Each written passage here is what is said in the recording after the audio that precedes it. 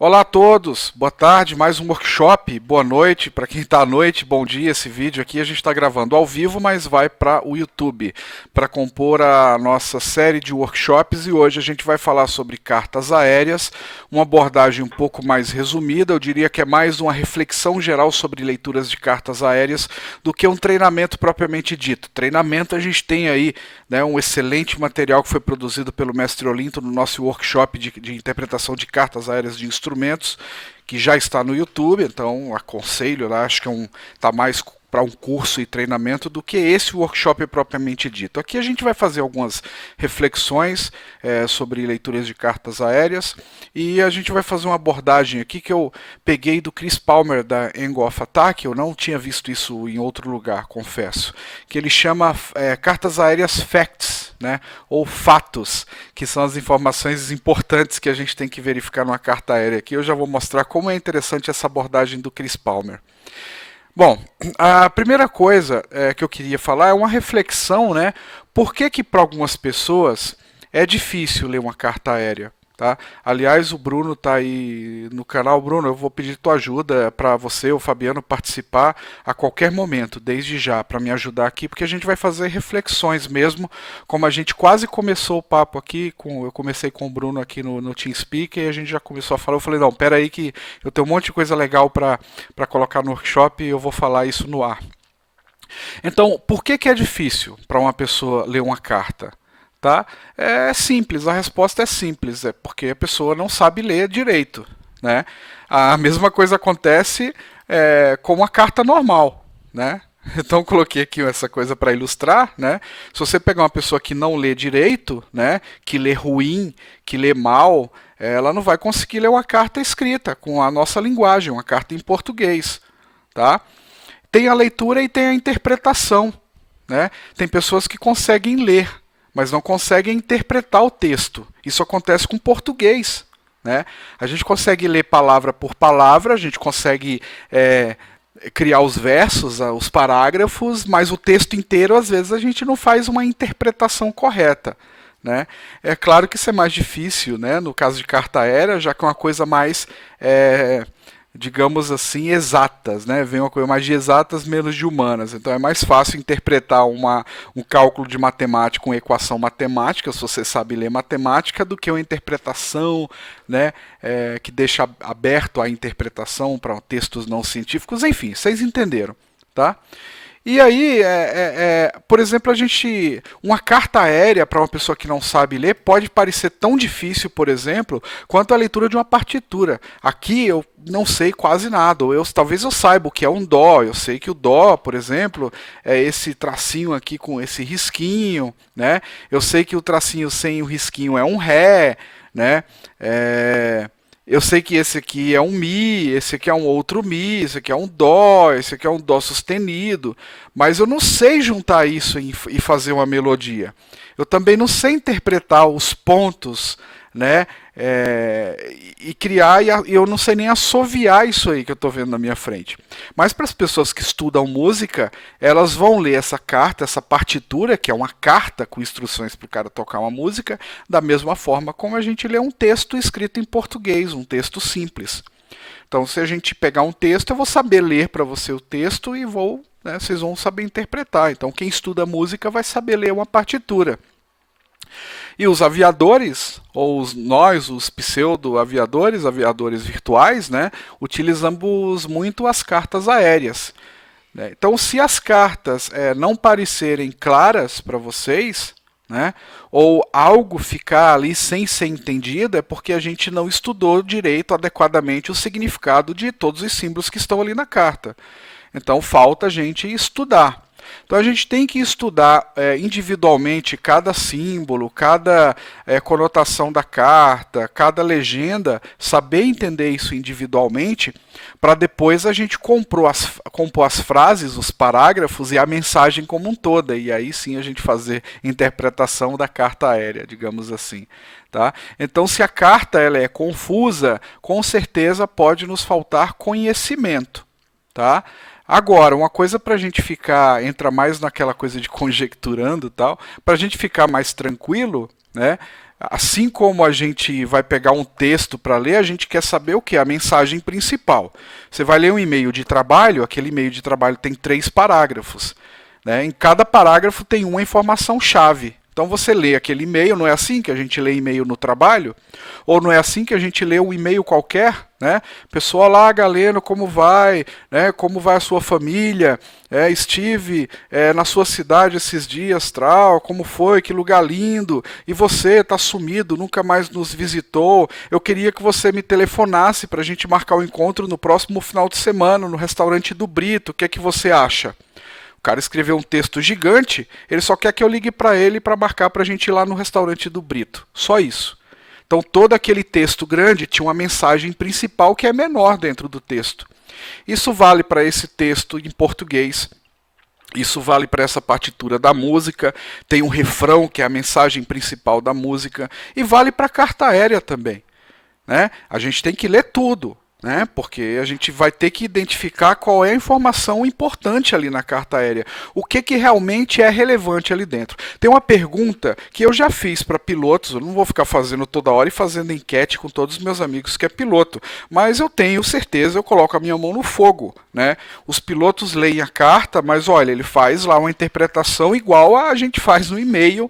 Né? Então a gente quer saber as informações-chave que tem ali, as informações principais. Tá? Claro, um profissional ele não negligencia, eu tenho que saber buscar as informações principais, eu tenho que saber fazer uma leitura dinâmica, mas que seja eficiente, uma leitura de cartas eficiente. E como que isso é feito? Bom, primeiro, antes da gente falar esses truques para leitura de cartas, né, eu vou dizer aqui que para a gente aprender a ler a carta, a gente tem que interpretar os pequenos símbolos, as legendas, as informações pequenas, que juntas vão formar a mensagem principal. E para isso a gente tem 2 recursos aqui importantíssimos. Primeiro, a gente tem um workshop sobre cartas aéreas aqui nesse projeto, está no canal do YouTube, um workshop brilhante que foi feito com o mestre Olinto, tivemos a participação de 54 pessoas, foi excelente e está aí no YouTube dividido em 2 partes. É um treinamento completo em interpretação de cartas IFR, cartas de voo por instrumentos, ou quase completa. E outra fonte é o Google, né? Aquela frase que eu tenho certeza que vocês já ouviram, o Google é teu pastor, nada te faltará. Você sabe que enquanto eu estava escrevendo isso aqui, eu coloquei lá cursos de cartas aéreas no Google e eu tive retornos espetaculares. Por exemplo, eu vi aqui um curso de carta aérea. Deixa eu pegar aqui agora, que parece que eu acabei de apagar a coisa do meu link aqui. Ah não, tá aqui. Eu vi um curso de cartas aéreas aqui, escrito em 2003, que é espetacular. É um documento que foi escrito pelo Ivan Siningaglia Nunes Pereira.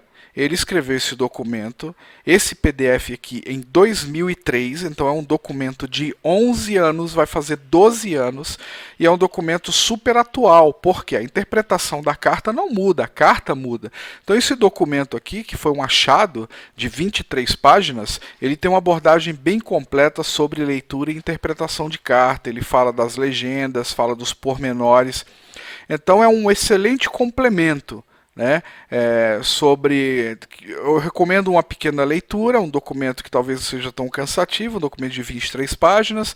Depois, quem não assistiu, não deixem de assistir o vídeo do workshop sobre cartas aéreas do mestre José Olinto, que foi feito aqui no canal. E um terceiro é esse meu vídeo aqui, que são, digamos assim, pensamentos sobre cartas e algumas dicas para leitura dinâmica, mas não a leitura dinâmica irresponsável, uma leitura dinâmica responsável sobre cartas aéreas. E aí a gente traz essa abordagem que eu estou plagiando aqui do Chris Palmer da Angle of Attack, que ele chama de FACTS, ou Fatos das Cartas Aéreas. Né?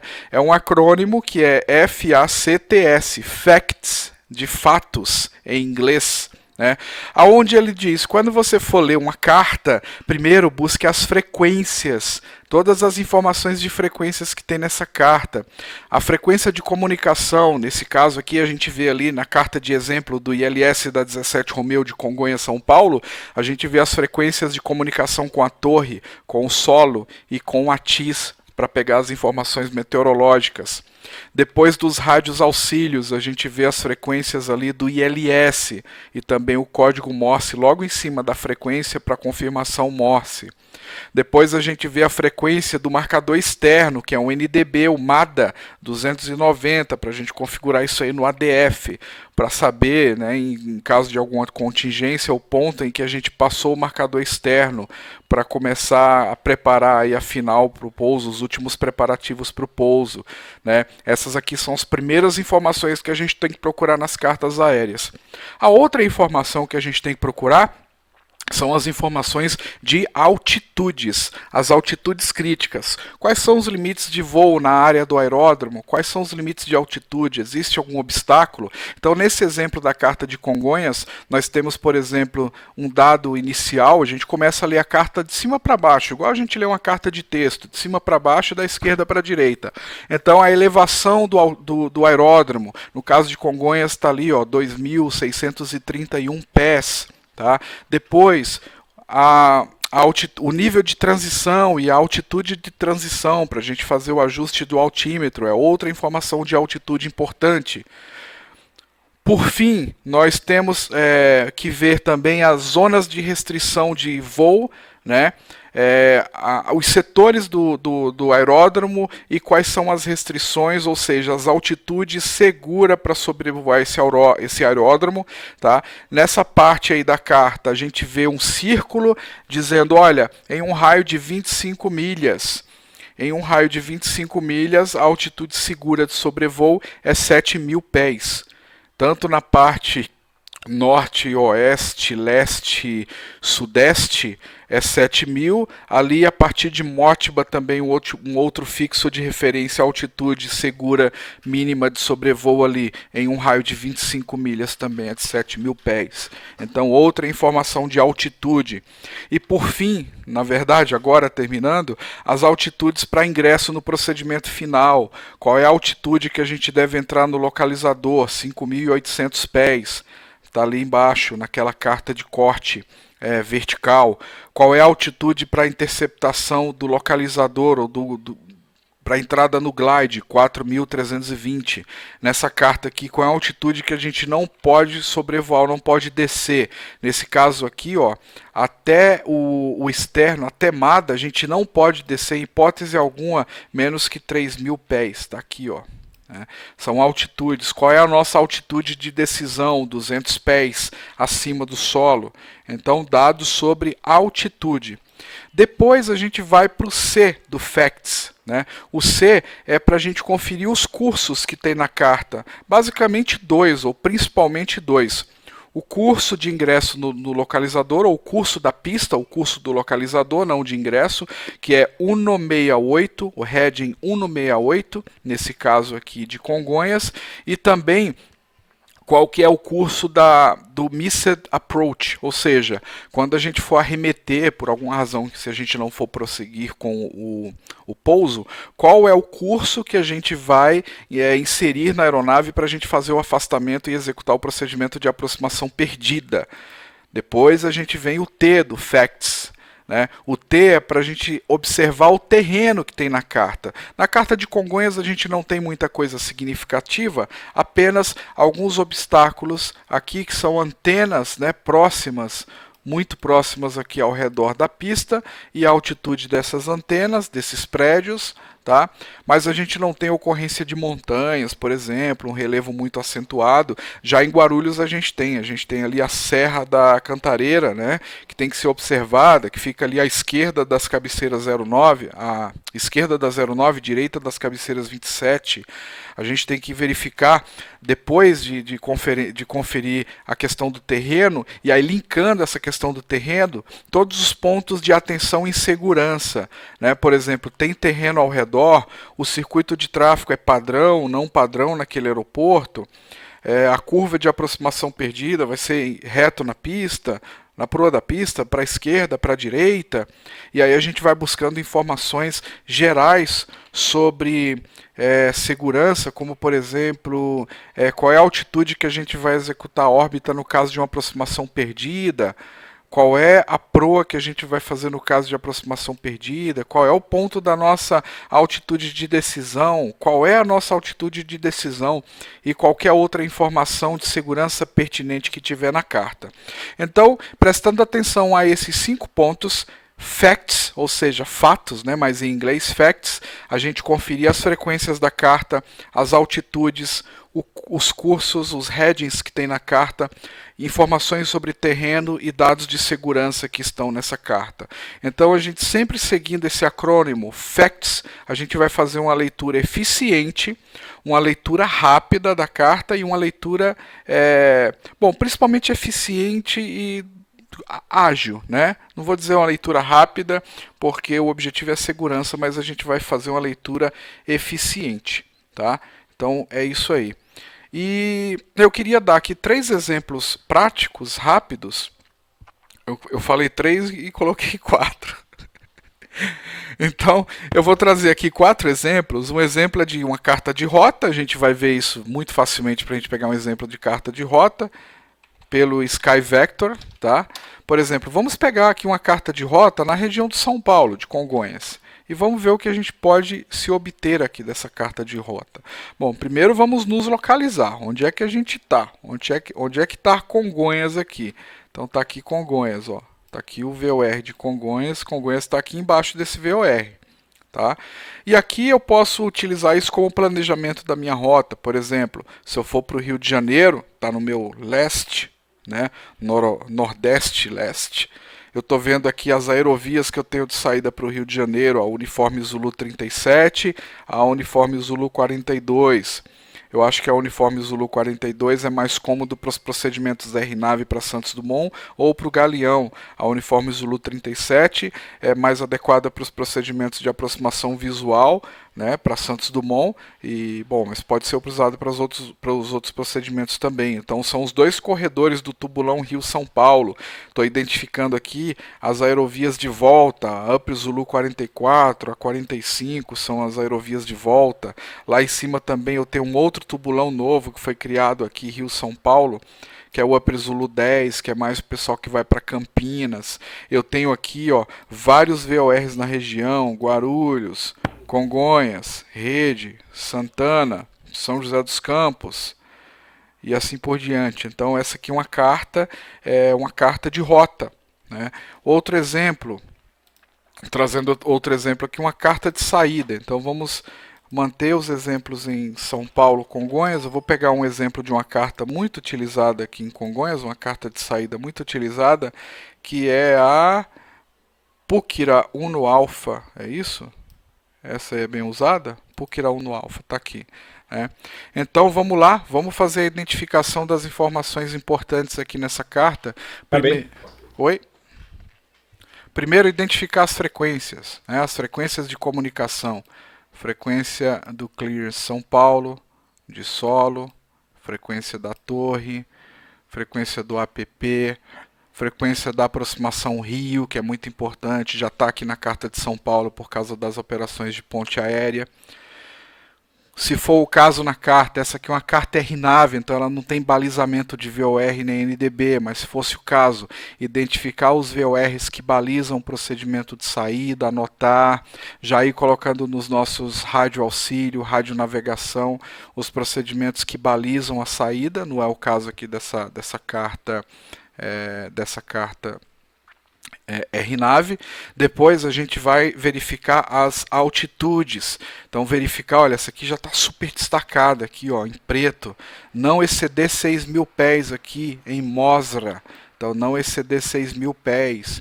Depois a gente vai iniciar a curva aqui, ó, para a direita, depois de passar esse waypoint SP021, ou seja, a gente vai curvar, passar aqui, temos que fazer a subida, assegurando que a gente vai passar aqui acima de 3.600 pés. Depois a gente tem uma outra restrição aqui para não ultrapassar os 14.000 pés. Essa saída aqui de Congonhas, ela é cheia de restrição, então vamos lá revisar de novo. Primeiro, a gente tem que passar nesse primeiro ponto aqui, acima de 3.600. Depois temos que assegurar que nesse ponto Mosra não vamos passar de 6.000. E assim que passar Mosra, a gente vai subir para o próximo waypoint, mas assegurando que a gente não vai passar acima de 14 mil pés para não conflitar com os tráfegos que estão indo em Guarulhos. E aí, dependendo da transição, ó, as transições aqui de cima, essa aqui também tem altitudes que a gente tem que observar. Nesse momento aqui, a gente pega essas altitudes, confere no MCDU, verifica se o plano de voo foi inserido corretamente, se as restrições de altitude, a primeira coisa que a gente tem que conferir, estão inseridas corretamente, mesmo para a gente aqui que faz simulação. Às vezes eu vejo erros de posicionamento da nossa saída, mas eu nunca vi erros de altitudes e limites de altitude. Então está bem preciso e bem seguro. Mesmo assim não custa nada dar uma olhada, né? Então esse aqui é um exemplo. Depois a gente vai no C do FACTS, né? Curso, né? Depois da gente fazer essa curva, qual curso que a gente vai manter? 094. Então a gente já pode pré-programar no heading 094.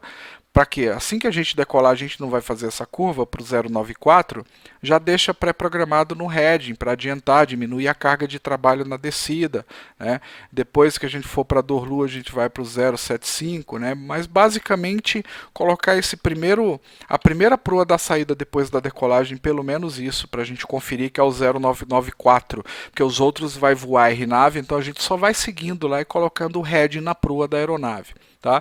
Depois do curso, vai para o terreno. Tem alguma informação de terreno aqui que é interessante?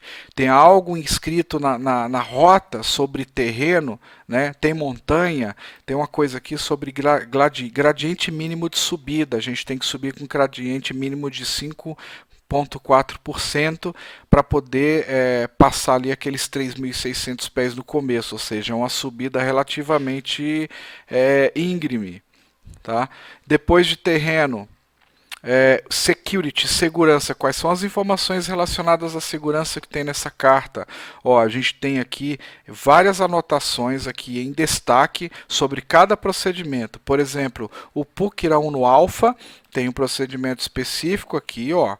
Então ele diz que subir para SP021, que é esse fixo aqui que manda passar ele acima de 3.500. Depois a gente vai para Mosra, depois para Embed, depois Pukira. Por que ele colocou aqui? Porque talvez essa carta esteja um pouco confusa. Ele vai e escreve ali embaixo qual é a sequência dos waypoints. Aí ele diz, ó, em SP021 suba para 3.600, em Mosra máximo 6.000 pés e 9 milhas para Embed, o máximo de 14.000 pés. As informações de segurança. Tá? E aí a gente rapidamente leu a carta, interpretou, pegou os pontos principais utilizando aquela dica dos facts, né? Frequência, altitudes, curso, terreno e segurança. E agora vamos fechar o exemplo aqui. Eu acho que é uma carta de chegada. Vamos pegar uma carta de chegada para a gente fazer mais um exemplo aqui dessa leitura. Deixa eu pegar uma star aqui em Congonhas, uma bem comum, Pagov, Cosview no Alfa. Vamos pegar essa Cosview no Alfa aqui, que é uma bem comum para quem faz ponte aérea também. Então, primeira coisa, sabe uma coisa que eu gosto de fazer muito quando eu estou lendo carta? Eu isolo a informação que eu não vou usar. Tá? Então, por exemplo, se eu estiver voando do Rio São Paulo a partir de Vukit, eu faço um isolamento visual aqui, ó, tá? E ali é a única parte da carta que eu vou prestar mais atenção. Vocês viram? Eu fiz um isolamento. Isolei a área da carta que me interessa. Se eu estou vindo de Vukit e vou para Congonhas, toda a área que está fora da minha rota não me interessa muito, tá? Então vamos fazer lá aquela questão de leitura usando os facts. Primeiro, verifica as frequências, né? Frequência da torre, do solo, do ATIS. Verifica e vai executando na aeronave. Verifica, vai executando a aeronave. Depois, o A, altitudes, né? Deixa eu pegar aqui green, uma outra cor aqui. Pink, rosa. Depois, altitudes, a elevação do aeródromo. As altitudes de restrição, por exemplo, a primeira restrição que eu preciso ler é máximo 20.000 pés em Vukit. Não, nesse ponto aqui que não é Vukit. Depois, acima de 15.000 pés nesse outro ponto. Outra altitude em Cosve, não passar de 9.000. no próximo waypoint passar acima de 8 e em Motiba não descer abaixo de 7.000, né? Verificar todas essas restrições de altitude. Depois, course, né? Os cursos que a gente vai voar. Então a gente vai vir no 278, depois 308. Como a gente está voando RNAV também, essa questão de curso ela tem uma relevância um pouco menor. A gente só precisa ir colocando o heading na proa da aeronave, né? E seguindo o curso aí. E não tem um procedimento de aproximação perdida ainda, porque é só a STAR, né, por enquanto. Depois, terreno, tem alguma coisa para ser observada com relação a terreno? Verifica aqui, por exemplo, as restrições, ó, dos setores, cada setor e as restrições de voo mínimo. Ó, entre 180 e 270, mínimo 7.000, e no outro grande arco 6.000. Tem alguma informação de terreno? Não tem muita coisa de terreno para essa aproximação. E depois o S, segurança, verificar as anotações de segurança. Procedimento RNAV 1, inserir lá o 0.3 para a performance requerida para RNAV 1. Que mais? Aeronaves que não tiver o GNSS equipamento equipado, utilizar DME de Congonhas, Rede, Sorocaba e Santana, né? Tem que estar operacional todos esses VORs. Se houver falha de comunicação, a gente completa a chegada até Motiba e executa o procedimento autorizado pelo ATC. E ele dá as informações que a gente deve fazer em caso de comunicação perdida, ou seja, todas as informações de segurança dessa carta. E por último, a gente já viu no início, foi o nosso primeiro exemplo, na verdade, um procedimento de aproximação por instrumentos, um procedimento de ILS, então utilizando o mesmo princípio de FACTS. Verifica as frequências de comunicação, torre, ground, ATIS. Depois verifica os instrumentos dos rádios auxílios, frequência do ILS, frequência dos ADFs, no caso do externo do ILS 17 Romeo queimada, o ADF 290. Depois as altitudes, as restrições de altitudes e as altitudes de sobrevoo seguro, 7.000 nesse setor, 7.000 nesse setor. Então, em toda a área, em um círculo de 25 milhas, eu sei que é seguro voar 7.000. Tá? Qualquer problema, qualquer dúvida, se mantém a 7.000, sobe para 7.000, que a gente sabe que é uma altitude segura de voo no setor. Depois a gente desce aqui para baixo, quando a gente entrar no localizador, qual a altitude que devemos estar? 5.800 pés. Para passar o externo, qual é a nossa altitude máxima? 4.320. Que altitude não devemos descer? 4.300 pés. Qual é a nossa altitude de decisão? 200 pés. Qual é a nossa altitude se a gente executar o procedimento de aproximação perdida? 7.000 pés. Depois a gente vai para course. Qual é o curso da pista? O 168. Qual é o custo de execução da aproximação perdida? Se for o caso, a gente vai para Motiba via RNAV, mas às vezes tem curso. É na proa da pista, curva pela esquerda, curva pela direita. Depois o T, tem alguma informação de terreno aqui que é importante? Tem algum obstáculo aqui que deva ser anotado com maior importância nas proximidades do aeroporto? Ok, nesse caso não. Por último, as informações de segurança. Lê todas as informações adicionais de segurança que tem na carta, as principais notas. Né? Altitude de decisão, se estiver operando o ILS, se só estiver operando o localizador, quais são as altitudes para descida baseada nos DMEs do ILS. Ó, eu tenho as altitudes aqui a 11.2 DME, eu tenho que estar a 5.800, a 5 milhas a 3.850. Quais são os auxílios de iluminação que eu tenho da pista? E pronto. Eu acabei fazendo uma leitura rápida, eficiente, adequada e segura. Então essa aqui é a minha abordagem sobre cartas aéreas. Não é um curso de carta aérea, mas sim algumas considerações e dicas para uma leitura eficiente das cartas. Bruno, Fabiano, tem alguma pergunta aí? Quer participar? Ô, Galeno, não, é só como registro, né? Deixar claro que você está usando a Navigraph, né? Porque aí tem umas pequenas variações. Por exemplo, eu estou com a da AISWeb aberta, tem pequenas variações, né? Ah, excelente você tocar nesse assunto. A gente já havia falado sobre isso antes aqui de uma maneira superficial, mas os provedores de carta, eles são donos dos seus conteúdos. Então eu não posso pegar a carta da IS Web, por exemplo, a Jepsen não pode fazer isso, e vender o mesmo conteúdo. Então cada fornecedor de carta, o AIS Web, que é o fornecedor oficial aqui no Brasil, que é quem produz a primeira informação, apresenta a carta de uma forma, a Jepsen tem a carta apresentada de uma outra forma e o Navigraph, que é o que eu uso, tem a carta apresentada de uma outra forma. As informações essenciais de frequência, de segurança, ou seja, o procedimento ele vai estar descrito igual nas três.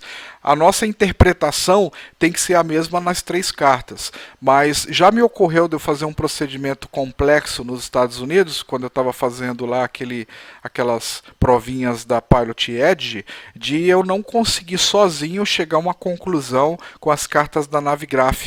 Então eu precisei conseguir a carta da Jepsen e eu coloquei as duas cartas lado a lado e com as duas cartas eu consegui fazer a interpretação correta. E aí eu faço analogia à escola. Às vezes a gente pega um livro que explica lá sobre cadeia de carbonos em químicas, tal. A gente pega um livro, a gente não consegue entender direito e a gente vai para um segundo autor. Esse outro autor explica a mesma coisa, as fórmulas são iguais, o objetivo e a conclusão é a mesma, mas ele explicou de uma maneira diferente e a gente vai conseguir entender.